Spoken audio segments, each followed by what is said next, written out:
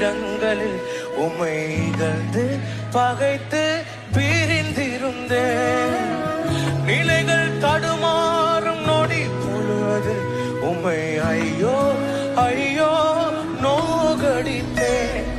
மனம் விட்டு பேச வைத்தீரே, நெஞ்சார என் மனதை பாட வைத்தேன்.